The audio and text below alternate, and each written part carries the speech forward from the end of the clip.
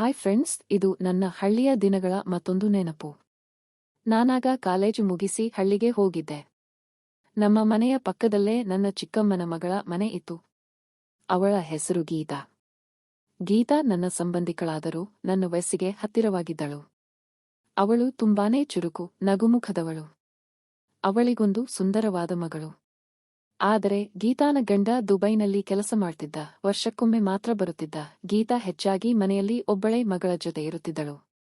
ಅವಳಿಗೋಸ್ಕರ ನಮ್ಮ ಅಮ್ಮ, ನಾನು ಮತ್ತು ನಮ್ಮ ಮನೆಯವರೆಲ್ಲ ಸದಾ ಸಹಾಯಕ್ಕೆ ಇರುತ್ತಿದ್ದೆವು. ನನಗೆ ಗೀತಾನ ಕಂಡರೆ ತುಂಬ ಗೌರವ ಮತ್ತು ಅಕ್ಕರೆಯ ಭಾವನೆ ಇತ್ತು. ಯಾಕಂದ್ರೆ ಅವಳು ತುಂಬಾ ಕಷ್ಟಪಟ್ಟು ಮಗಳನ್ನು ಮತ್ತು ಮನೆ ಜವಾಬ್ದಾರಿಯನ್ನು ನಿಭಾಯಿಸುತ್ತಿದ್ದಳು. ಅವಳು ನಮ್ಮ ಮನೆಯ ಎಲ್ಲ ಕೆಲಸಗಳಲ್ಲಿ ಸಹಾಯ ಮಾಡುತ್ತಿದ್ದಳು. ಅಡುಗೆ ಮಾಡುವುದು, ಹೊಲಕ್ಕೆ ಹೋಗುವುದು, ಹಸುವಿನ ಕೆಲಸ ಮಾಡುವುದು ಎಲ್ಲ. ನಾನಾಗ ಕಾಲೇಜಿನ ರಜೆಗೆ ಹಳ್ಳಿಗೆ ಬಂದಿದ್ದೆ. ಫ್ರೆಂಡ್ಸ್ ಜೊತೆ ಸುತ್ತಾಡೋದು, ಕ್ರಿಕೆಟ್ ಆಡೋದರ ಜೊತೆಗೆ ಗೀತಾಗೆ ಹೊಲದ ಕೆಲಸಗಳಲ್ಲಿ ಸಹಾಯ ಮಾಡ್ತಿದ್ದೆ. ಒಂದು ದಿನ ನಮ್ಮ ಮನೆಯಲ್ಲಿ ಎಲ್ಲರೂ ಒಂದು ದೂರದ ಸಮಾರಂಭಕ್ಕೆ ಹೋಗಬೇಕಿತ್ತು. ನನ್ನನ್ನು ಒಬ್ಬನೇ ಬಿಟ್ಟು ಹೋದರೆ ಬೋರ್ ಆಗುತ್ತದೆ ಎಂದು ಅಮ್ಮ ನನ್ನನ್ನು ಗೀತಾ ಮನೆಯಲ್ಲಿ ಬಿಟ್ಟು ಹೋಗುವಂತೆ ಹೇಳಿದರು. ಅವಳು ಖುಷಿಯಿಂದ ಒಪ್ಪಿಕೊಂಡಳು. ಮಾರನೇ ದಿನ ಬೆಳಗ್ಗೆ ಗೀತಾ ಜೊತೆ ಹೊಲಕ್ಕೆ ಹೋದೆ. ನಾವು ಜೋಳದ ಹೊಲದಲ್ಲಿ ನೀರು ಹಾಯಿಸುವ ಕೆಲಸ ಮಾಡ್ತಿದ್ದೆವು. ಅವಳು ಪಕ್ಕದ ಸಣ್ಣ ಕಾಲುವೆಯಿಂದ ನೀರು ತಿರುಗಿಸುತ್ತಾ ಕುಳಿತು ಕೆಲಸ ಮಾಡುವಾಗ ಅವಳ ಮೈಮೇಲಿನ ಸೀರೆ ಸ್ವಲ್ಪ ಸಡಿಲವಾಗಿತ್ತು. ಮಧ್ಯಾಹ್ನದ ಬಿಸಿಲು ಬೆವರಿನಿಂದ ಅವಳ ಮುಖ ಹೊಳೆಯುತ್ತಿತ್ತು. ಆ ದೃಶ್ಯ ನನ್ನ ಮನಸ್ಸಿನಲ್ಲಿ ಅಂದು ಮೊದಲ ಬಾರಿಗೆ ಬೇರೆ ರೀತಿಯ ಭಾವನೆಯನ್ನು ಹುಟ್ಟಿಸಿತು. ಅವಳ ಸೌಂದರ್ಯ ನೋಡಿ ಯಾಕೋ ನನ್ನ ಮನಸ್ಸು ನಿಯಂತ್ರಣ ಕಳೆದುಕೊಂಡಂತೆ ಆಯಿತು. ಆದರೆ ಅವಳ ಮುಖ ನೋಡಿ, ಅವಳು ಕಷ್ಟಪಟ್ಟು ಕೆಲಸ ಮಾಡುತ್ತಿರುವ ರೀತಿ ನೋಡಿ, ನಾನು ಆ ತಕ್ಷಣ ಆ ಯೋಚನೆಯನ್ನು ತಳ್ಳಿಹಾಕಿ ಕೆಲಸದಲ್ಲಿ ತೊಡಗಿಕೊಂಡೆ. ಇವಳು ನನ್ನ ಅಕ್ಕನ ಹಾಗೆ ಈ ರೀತಿ ಯೋಚಿಸಬಾರದು ಎಂದುಕೊಂಡೆ. ಸಾಯಂಕಾಲ ಮನೆಗೆ ಬಂದು ಇಬ್ಬರೂ ಒಟ್ಟಿಗೆ ಅಡುಗೆ ಮಾಡಿ ಊಟ ಮಾಡಿದೆವು. ರಾತ್ರಿ ಮಲಗುವಾಗ ಅವಳು ತನ್ನ ಮಗಳ ಪಕ್ಕದಲ್ಲಿ ಒಂದು ಕಡೆ ಮಲಗಿದಳು. ನಾನು ಇನ್ನೊಂದು ಕಡೆ ನೆಲದ ಮೇಲೆ ಮಲಗಿದೆ. ಮಗಳ ನಿದ್ರೆ ಹಾಳಾಗಬಾರದೆಂದು ಅವಳು ನೆಲದ ಮೇಲೆಯೇ ಮಲಗಿದ್ದಳು. ರಾತ್ರಿ ಸುಮಾರು 12 ಗಂಟೆ ಆಗಿತ್ತು. ನಿದ್ದೆ ಬರುತ್ತಿರಲಿಲ್ಲ. ಸ್ವಲ್ಪ ಹೊರಗೆ ಗಾಳಿಗೆ ಹೋಗಿ ಬರಬೇಕು ಅನಿಸಿತು. ನಾನು ನಿಧಾನವಾಗಿ ಹೊರಗೆ ಬಂದೆ.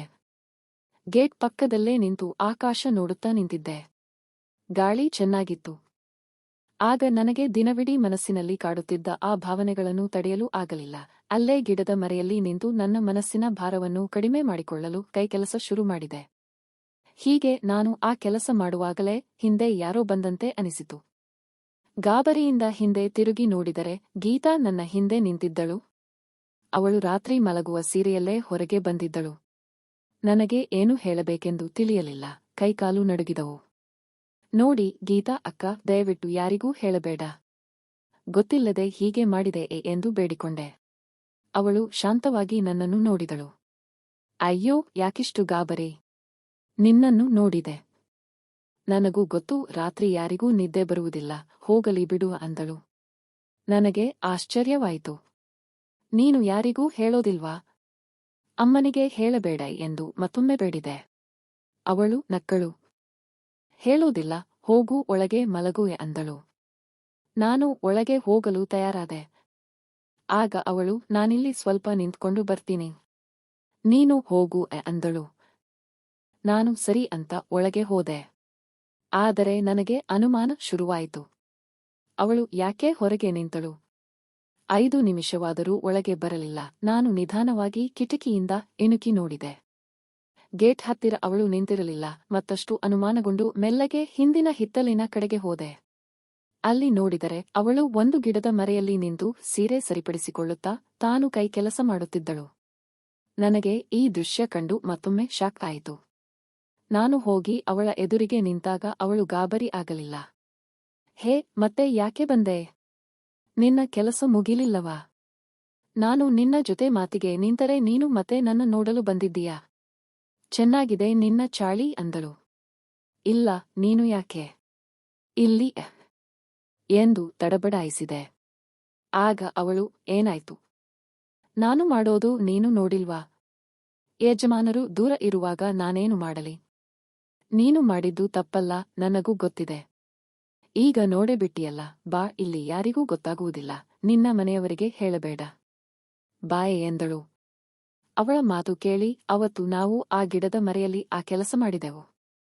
ಹೀಗೆ ಆ ರಜೆಯ ದಿನಗಳಲ್ಲಿ ನಾವು ಹತ್ತಿರವಾದೆವು. ಆದರೆ ಇದು ಜಾಸ್ತಿ ದಿನ ನಡೆಯಲಿಲ್ಲ. ನಮ್ಮ ಮನೆಯವರು ವಾಪಸ್ ಬಂದಾಗ ನಾನು ವಾಪಸ್ ಕಾಲೇಜಿಗೆ ಹೋದೆ. ಕೆಲವೇ ವರ್ಷಗಳಲ್ಲಿ ಈ ವಿಷಯ ಎಲ್ಲೋ ಒಂದು ಕಡೆ ಸೋರಿಕೆಯಾಗಿ ಅವಳ ಮನೆಯಲ್ಲಿ ದೊಡ್ಡ ಗಲಾಟೆ ಆಯಿತು. ನಾನು ಕೂಡ ಆ ಹಳ್ಳಿಯನ್ನು ಬಿಟ್ಟು ಬಂದೆ. ಗೆಳೆಯರೇ, ಇದು ಕೇವಲ ಒಂದು ಕಲ್ಪನೆಯ ಕತೆ. ನಿಜ ಜೀವನದಲ್ಲಿ ಇಂತಹ ತಪ್ಪು ಸಂಬಂಧಗಳು ಮತ್ತು ಘಟನೆಗಳು ಎಂದಿಗೂ ಸರಿಯಲ್ಲ. ಇವು ಜೀವನ ಮತ್ತು ಸಂಬಂಧಗಳನ್ನು ಹಾಳು ಮಾಡುತ್ತವೆ. ನಾವೆಲ್ಲರೂ ನಮ್ಮ ಜವಾಬ್ದಾರಿಗಳನ್ನು ಅರಿತು ಸಾಮಾಜಿಕ ಮೌಲ್ಯಗಳಿಗೆ ಬೆಲೆ ಕೊಟ್ಟು ಒಳ್ಳೆಯ ಬದುಕು ನಡೆಸಬೇಕು. ಇಂತಹ ಕಾಲ್ಪನಿಕ ಕತೆಗಳಿಂದ ತಪ್ಪು ಸ್ಫೂರ್ತಿ ಪಡೆಯಬಾರದು.